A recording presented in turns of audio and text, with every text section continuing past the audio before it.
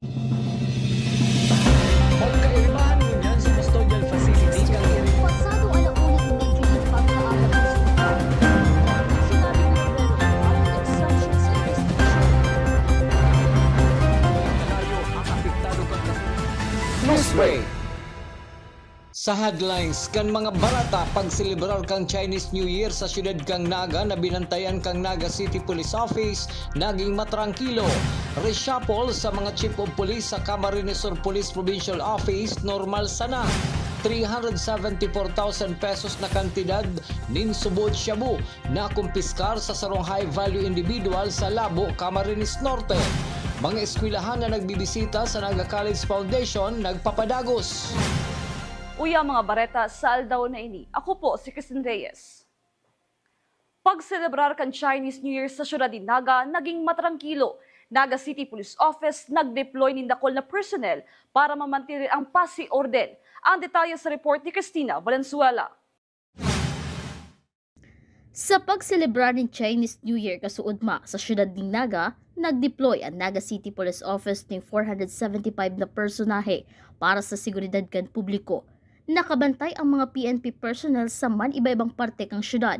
May naka-assign sa traffic management, road safety, media action center umak as in medical teams. Apwara kaini may mga naka-standby man na personnel ang NCPO na andam magresponde sa anuman na insidente mientras na nagpapadagos ang pag-obserbar kang Chinese New Year. Meaning 400 plus, 470 plus personnel nakalatag ini buong Naga City, buong deployment ini kang Naga City. Alagad sa kabilugan na assessment kang PNP Naga, matuninong na natapos ang selebrasyon.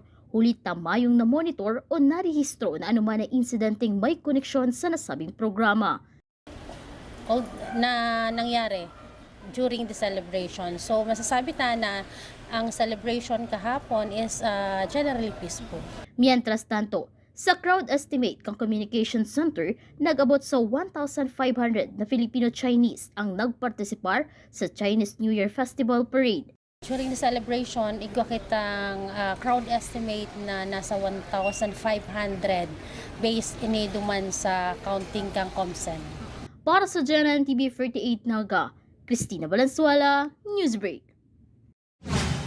Mientras tanto, nagkondusir man ng inspection sa mga municipal police station sa Rinconada area si Camarines Sur Police Provincial Director, Police Colonel Virgilio Olalia Jr. kasabay kan pagselebrar kan Chinese New Year kasudma. Ang detalye sa report ni Malvin Machado. Kasabay kang pagsilibrar kang Chinese New Year kasudma kan mga Filipino-Chinese sa Camarines Sur. Nagkondusir in inspection sa fixed visibility point kan PNP Bato, Camarines Sur. Si Police Colonel Virgilio Olale Jr., Provincial Director kan PNP sa Camarines Sur. Parte subot ini kang pinakusog na police presence asim pagtaon ng seguridad sa nakalis na aktibidad kang Filipino-Chinese community sa probinsya. Pagkatapos sa Bato, Camarines Sur, nagdiretso man si Police Colonel Olalia sa Iriga City Police Station kung saan kinaulay ang mga naka-duty na PNP personnel. Digdi man pinagihiling kan opisyal ang pagiging andam, disiplinado kan mga pulis. Inagihan pa kang opisyal ang Nabwa Municipal Police Station, asin mga personahe kang Baaw Municipal Police Station, nayaon sa gilid kang National Highway nagbabantay. Susuki Police Captain Lisa Jane Altesa, tagapagtaram kang Camarines Sur Police Provincial Office, gustong mahiling ni Police Colonel Virgilio Olale Jr. kung yaraon talaga sa saidang pwesto ang mga inilatag na personahe kang Lambang Municipal Police Station. So inihiling ni PD, ni Provincial Director po, na talagang yaraon ang presensya. And bako lang na presensya, kundi active police presence. Ang gabos ng mga igwaki, mga motorsiklo na mga police, ang pagtakayan, mga motocops or kaugma motocops, gabusinda naka-deploy ngunyan sa mga kalsada. So hihiling yan kan sa tuyang Provincial Director na talagang dai pwede na igwanganing mga motocops pero dai sinda nakapwesto. So yan ang reason na ang sa tuyang Provincial Director nag-iikot-ikot man po siya. Para sa GNN TV 48 Naga, Melvin Machado, Newsbreak. Sa iba pang bareta, sanggatos ng mga residentes kang syudad ni Naga na dai parehistrado sa City Civil Registry Office ang target na matawan serbisyo kan lokal na gobyerno kanaga bilang parte kan pag-obserbar kan 36 Civil Registration Month.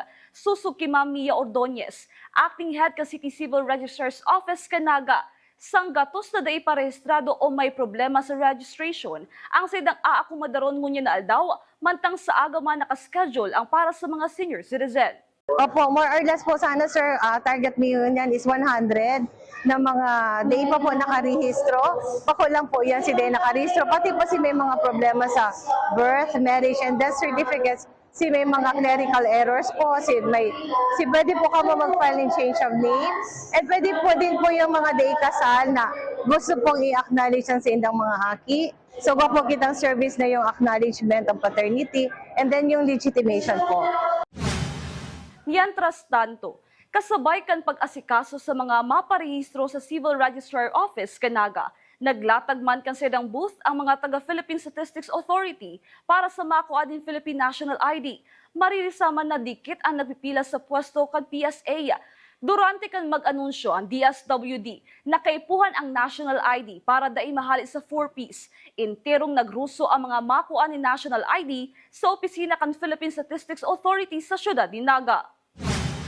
Sa iba pang bareta, nagkundusin ng flushing operation ang Kamalig Bureau of Fire Protection sa probinsya kan Albay para mahali ang nagbagsak na abo na hali sa Bulkan Mayon na dakulang peligro sa mga motorista. Sa ngunyan, mantinidong suspendido ang face-to-face class sa Kamalig Albay, huli ka nangyaring ashfall.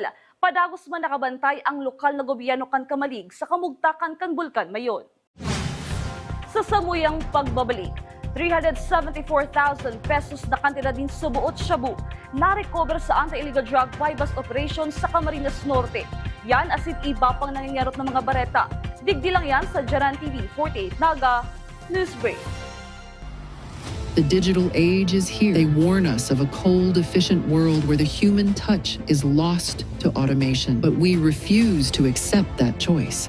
At Naga College Foundation, we believe the best future is one led by heart. We equip you with the skills you need to thrive. From our dynamic programs in finance and business, to the hands-on fields of IT and engineering, through our vital health sciences, our justice programs in criminology, and the crucial roles of education in the arts, we cover the entire spectrum of tomorrow's workforce. Here, you don't just become future ready, you become a worker with empathy, a leader who understands that technology must serve humanity. Choose the college that prepares you not just for the job, but for the world. The future is here at NCF. Enroll at Naga College Foundation. Let us build a brighter, kinder tomorrow. The future is a race. At Naga College Foundation, we don't just keep up, we set the pace and we change the game. College of Business and Management, where ideas grow into enterprises. College of Teacher Education, shaping minds that shape the nation. College of Health Sciences, where compassion meets innovation. College of Engineering, designing solutions that redefine tomorrow. College of Arts and Sciences, fueling creativity, culture, and connection. College of Accountancy and Finance, empowering the economy through mastering numbers and markets. College of Criminal Justice Education, protecting communities with excellence and integrity. College of Computer Studies, coding the language of the future. And with NCF micro-credential programs, you don't just wait for the future, you leap into it. Gain and demand skills fast, short, powerful, and flexible. Designed to fit your life and fuel your career. 8 colleges, endless possibilities, and micro-credentials to keep you ahead of the game. Seeing clearly shouldn't mean traveling far from home. At Camsur Eye Center, world-class care is right here in the heart of Rinconada and the Bicol region. With advanced diagnostic tools, ophthalmology specialists, and a team that treats you like family, we bring expert eye care. From children's screenings to managing cataracts, glaucoma, and diabetic eye conditions without the need for long trips. Because your vision matters, and so does your time. Camsur Eye Center, world-class eye care just around the corner. Nagtapos na Sports Summit sa siyudad ni Naga. Nagwalat ng inspirasyon asin kusog buot sa mga atletang mapapalaban sa palarong Bicol. Uya sa kuyang report. Natapos man ang 2 aldaw na Naga City Sports Development Summit, Ang adal asin inspirasyon na naigurit sa puso kan mga estudyanteng atleta asin coaches ang saro sa mga magayon na kinaluwasan kanasabing aktibidad. Susog kay Naga City Sports Coordinator Francis Barha, personal na hapot kan mga atletang hobenes ang mga bistadong Olympia na nagbisita digdi sa syudad din Naga kung ano ang dapat kibuhon pag-abot sa sports. Naging inspirasyon man subot ang katatapos na Sports Development Summit na maglaban asin ipahiling ang magayon na performance kan mga atleta sa paabuto na palarong Bicol. Ugmahon po sila kasi after the first day we visited Camarines Sur National High School, Ateneo. May day man kami towards yung mga atleta and coaches kang Naga City sa Palarong Bicol to have a close engagement with the Olympians. And yung mga weightlifters ta ugmaning oras nagapot sinda, it's better to have a summit na araw kato na pwedeng haputunin da directly from the Olympians. Tapos itong upgradation baga sa inda na di imposible pwedeng gibuhon. Even ang weightlifting araw kay Heidelin Diaz, nagibo niya. Kaya sasabi niya duman sa mga nag-participate na haling Triangle Elementary School, hindi masamang mangarap. Pwede kang maging gold medalist sa Olympic as long as you have the proper technique, training, and the environment, yung grupo talaga. It's very, very inspiring. Sa lado man kan Education, Scholarship and Sports Office, sa paagin ni Mr. Delphine Aguilar, sayang sinabi na dakulang tabang ang Sports Summit, lalo na taang obheto kanaga, iyong magkaigwan ng komprehensibong sports program. Kabali sa Sports Summit ang workshop kung saan hinahalat tinda ang resulta na ipipresentar kay Mayor Lani Robredo. Nakabugtak digdi ang mga giibuhon para makatabang sa pagpapauswag ng sports sa grassroots level. Ang main objective po is to para magkaigwa po kita ng comprehensive sports program. Pigtabangan po kita kan sa tuyang mga bisita. Nagkaigwa po ng workshop kasugma. Pigahalatan na lang po si resulta. So i-calculate po ito, magibo ng parang position paper and then ipipresent po sa LGU kay Mayor. Tapos niyan po dun si mga gabus po na makakatabang po sa tuyang sports development program kang city. Especially nakafocus po siya sa grassroots. So ang sa tuya pong mga atleta, they po dapat po magpuon sa grassroots. So mga jóvenes, yung mga kaakian pa lang, dapat kung may mga potential sa sports, dapat natataon ng tanan ng tsansa or ng opportunity na i-develop ang sendang mga skills and talents sa pag-abot po sa sports. Para sa Jaran TV 48 Daga, Cristina Canzo Reyes, Newsbreak. Sa kasumpay na Bareta, pagkatapos kay Naga City Sports Development Summit, nagbukas ang oportunidad na maging parte ang syudad din Naga sa pagtulod kan Special Olympic. Susog kay Naga City Sports Coordinator Francis Barha, pinag-ulayan mo niya na daw ang manungod sa launching kay bahan ang director kan Philippine Special Olympic asin ang mga ahensya na makakatabang sa pagtulod kan programa para sa mga aking may special needs na gustong maglaog sa sports. Si Akiko Thompson pala, siya pala na in charge for Special Olympic na in the near days magiging part ang Naga sa Special Olympic launching.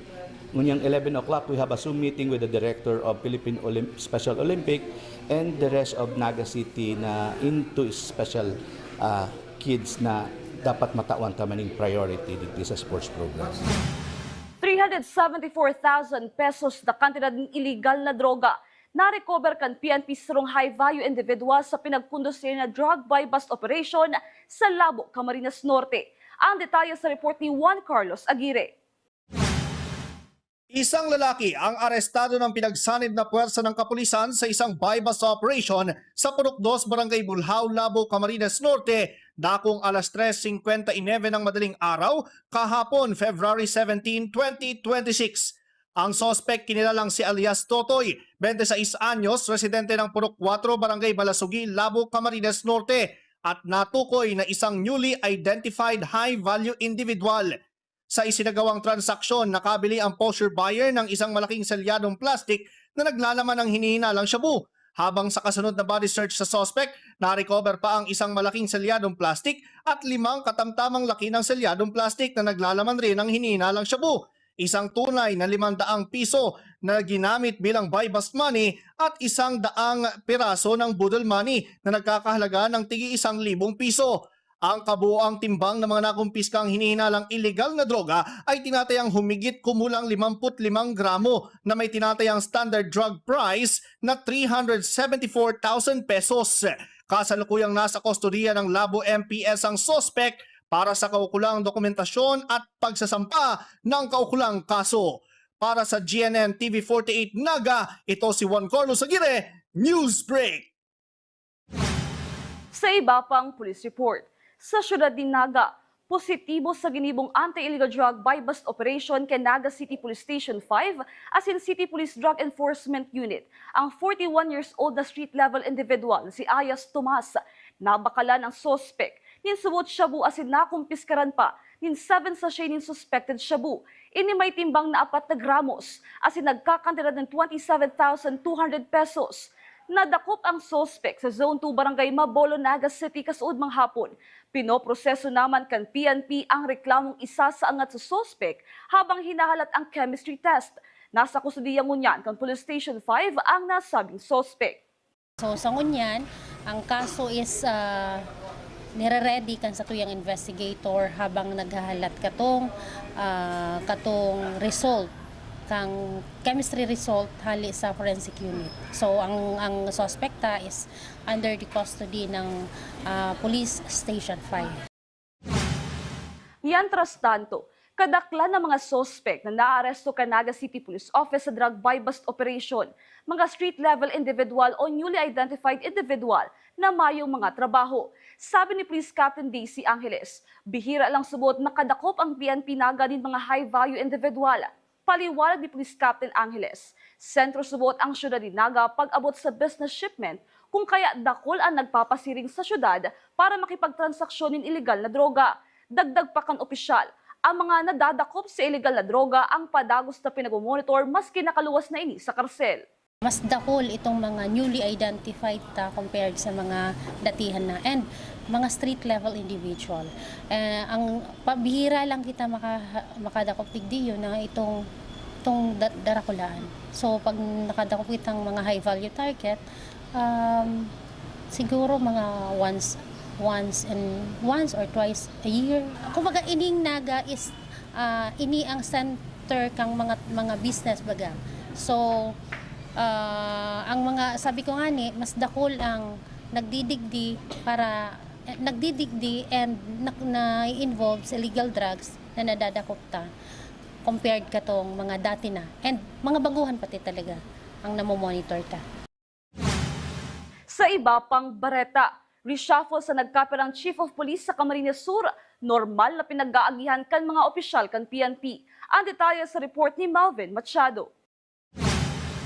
Mayong kakaiba sa ginibong pagbalyo ng assignment ka mga Chief of Police kang Kamaligan, Karamoan, Garchetoren, Asingoa, Camarines Sur. Pati naman kang ibang opisyal kang PNP na naibalyo ng destino. Ini ang naging paliwanag ni Police Captain Lisa Jen Alteza, ang tagapagtaram kang Camarines Sur Police Provincial Office. Sinabi kay ni na magagamit ka na sabi mga opisyal sa saindang promotion kung natatawan obligasyon na magkapot ni mas dakulang posisyon. Yes po, kasi ang natural na po may mga movements na nangyayari digdi sa mga, lalo na sa mga officers po. Dahil unang-una, kung for career advancement, dahil gusto magpa-promote, kaya po hanan po makabugtak sila sa mga TO position. Si part yan kang requirement bago ma-promote. Pangduwa po, for career advancement din, na halimbawa kung sinda po ma-schooling, may kaipuhanan na ribayan dahil kaipuhanan itao sa inda ang right maninda na to go on schooling, kaya ang iba sa mga officers nagkakaigwak yung mga movement para maitaw ining opportunity sa inda. Kabali sa naibalyong destino si Police Captain Rick Rehinales dahali sa sadit na banwaan kang Kamaligan, Camarines Sur. Naibalyo siya bilang Chief of Police kang Goa Municipal Police Station. Para kay Police Captain Alteza, may tiwala sa kakayahan ni Police Captain Rehinales si Camarines Sur PNP Provincial Director Police Colonel Virgilio Olale Jr. kaya siya ang pinagdesignar sa nasabing banwaan. Siguro ang dakula man talaga ang kumpiyansa kan sa tuyang provincial director kay Police Captain Rehinales dahil dakulon talaga siyang mga accomplishment man sa Kamaligan MPS kung kaya tinao siya sa iyang challenge ini na siya na muna ang maging Chief of Police, actually acting Chief of Police ng Goa MPS po. Huli ta sa provincial level sana movement ka mga Chief of Police. Si Camarines Sur PNP Provincial Director Police Colonel Olalia ang nagpipirma sa endang reassignment. Kung sa luwas na kang Camarines Sur, ang Regional Director na kang PNP ang mapirma kaini. Digdi lang po yan kung digdi man lang po sa satuyang probinsya, ang approval kayan, ang satuyang provincial director, si Police Colonel Virgilio Olale Jr. Siya lang po ang nag-a-approve kayan. Pero kung halimbawa outside region or outside province, siyempre po ang signatory kayan and approving officer is our regional director. Posibleng sa masunod na mga aldaw, igwapang pagbabago sa liderato ka mga municipal police station sa Camarines Sur. Para sa GNN TV48 Naga, Melvin Machado, Newsbreak. Sa iba pang bareta, nagpasiring sa City Hall compound ang mga lay ministers para panginotan ang pagbugtak ng krus sa angog kan mga empleyadong Katoliko na dai makakapasiring sa mga simbahan ngunya na Ash Wednesday. Ang Ash Wednesday ang pinakaenot na aktibidad sa pagpuon kan pag-obserbar kan Lenten season ngunya na taon. Padagos sa mga bareta, mga eskwelahan sa Camarines Sur na gustong matawan giya ang sa ilang mga estudyante na makapagpili din eskwelahan asin kurso sa kolehiyo. Padagos na nagbibisita sa Naga College Foundation.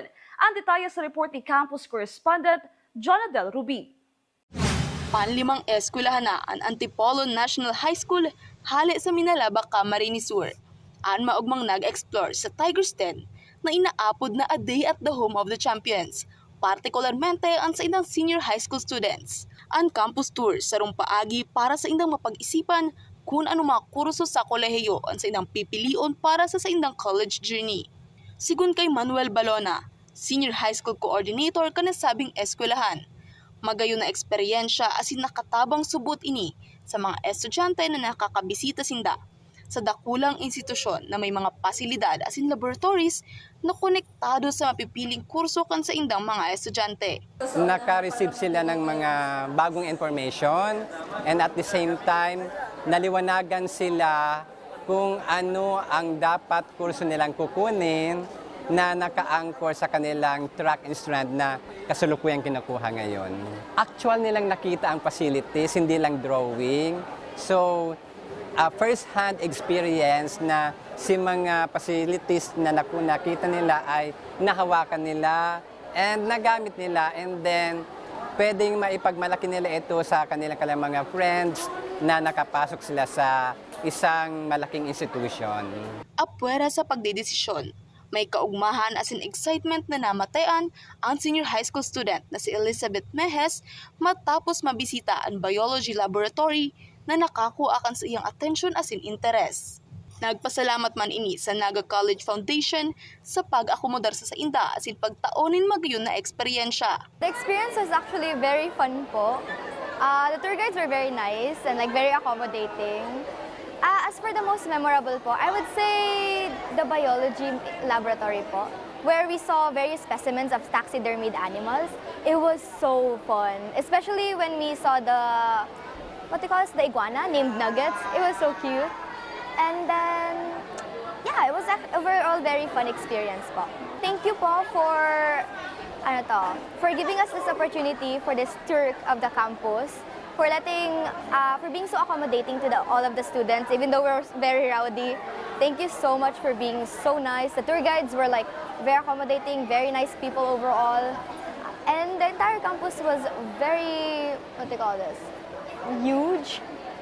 This was a very nice overall experience po.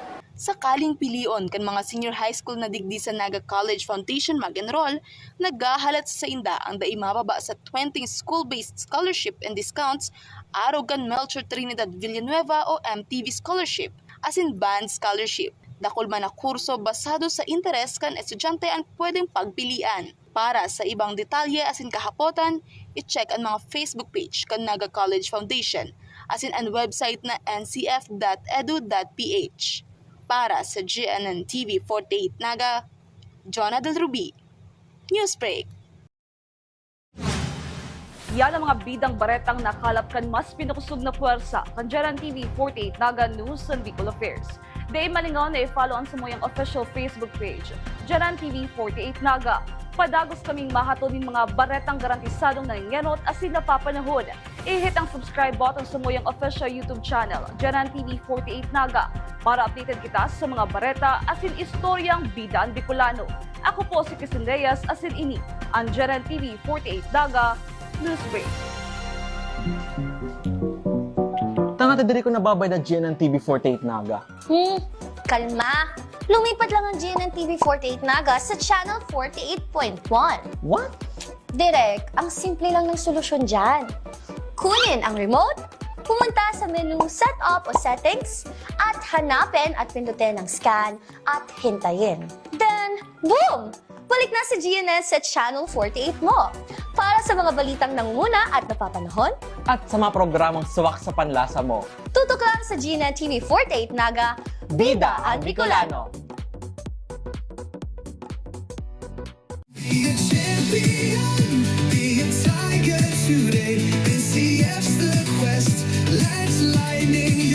At the Naga College Foundation Basic Education Department, we provide an environment where innovation is nurtured and resources promotes collaboration and discovery. Our students benefit from hands-on learning in cutting-edge science and technology laboratories, bridging theory with practical application. We maintain a supportive institutional framework, ensuring a safe, clean, and academically focused atmosphere for every student. Beyond academics, our comprehensive facilities, including sports, develop leadership, teamwork, and discipline. NCF is proud to be a LASSO accredited institution, a recognized mark of excellence and high-quality education. This is Naga College Foundation Basic Education Department. Changing the game.